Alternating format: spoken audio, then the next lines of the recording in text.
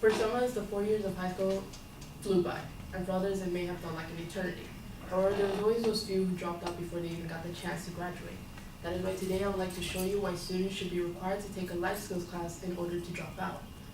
I will be talking about what causes students to drop out, the dangers and repercussions of having students drop out without any guidance, and of course, the solution. First, it's important to know why students as young as 16 want to drop out. Many people like to believe, oh, they're dumb, they're lazy, they don't want to be there, they're just wasting everyone's time, let them go. However, according to the U.S. Department of Education, 1.2 million students drop out of high school each year in the U.S. alone. And only 27% of this is because of them being lazy, not wanting to be in school, don't want to learn. And the other 73% is due through drug abuse, being pregnant, having to support their families, or gang affiliation. Now, it's hard to believe students as young as 16 getting involved in gangs, drugs, or getting pregnant. And most of this is due to their life at home. Many students like to mimic their parents' behaviors, so if their parents are dropping out of high school, getting pregnant at 16, students will tend to follow their tracks. Now, knowing why students drop out, let's look at what happens after they drop out. I believe it goes without saying that a bunch of unguided, uneducated 16-year-olds running around the streets isn't a good idea. Of course, according to the Huffington Post, 80% of the incarcerated populations are high school dropouts. And this affects the community as much as it affects the individual, mainly because the crimes committed from the individual are usually at the community. Most of these crimes are burglary, tagging, drugs, grab that bottle, and crimes of that sort. Another repercussion of having students drop out without any guidance, of course, is the lack of them finding a job. According to an article from Learning Left Off, jobs available for students who drop out are in a major decline each year. The income gap between high school graduates, dropouts, and college graduates are an increase every year as well. It is said that dropouts will make 200,000 less than high school graduates and 1 million less than college graduates.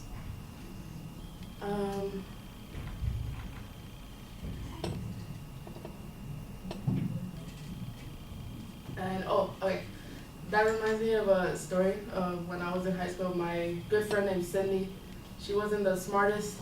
She really didn't care about high school. She was one of those 27%. And so she dropped out of high school when she was 17, and since she had so much time in her hands, she decided to find a job. So she went to the McDonald's near her school because it was always busy and they're always hiring. So when she was called for an interview, the manager asked her, "Oh, are you in school?" She had said, "No, I had recently dropped out. School is not really relevant in my life. I'm just pursuing something else." The manager immediately canceled the interview, told her that she's not going to hire her because they're only looking for people who are high school graduates or trying to get their high school diploma. So you know it's bad if even McDonald's wants you to get a high school diploma.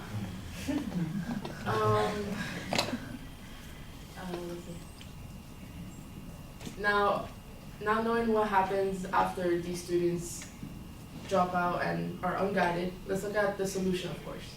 My solution would be implementing a required life skills class before they're allowed to drop out. Now, some of you might not know what a life skills class will consist of. Well, it will consist of building a credit score, finding jobs, how to make a resume, how to manage your money, and basically any financial literacy.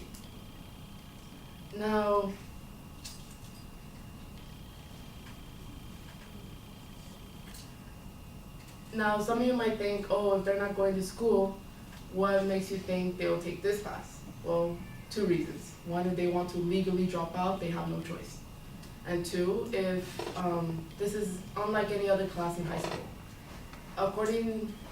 There are actually only 5 states who will have a life skills course. So the chances of them learning anything about Credit score, resume is close to none.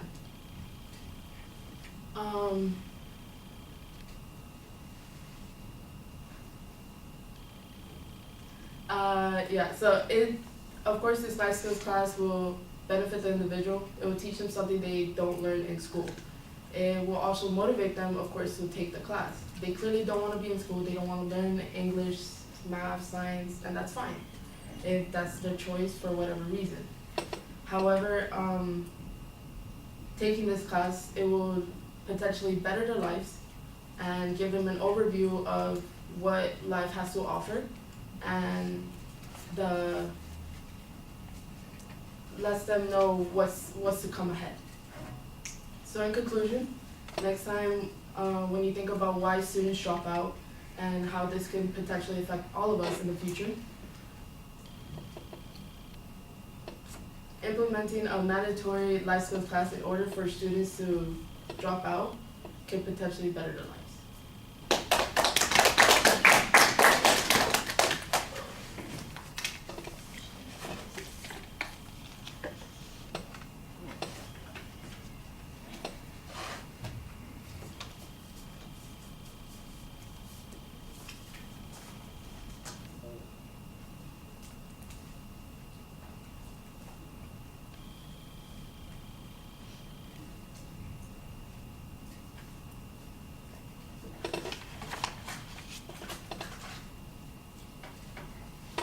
All right, Luis, what did you think?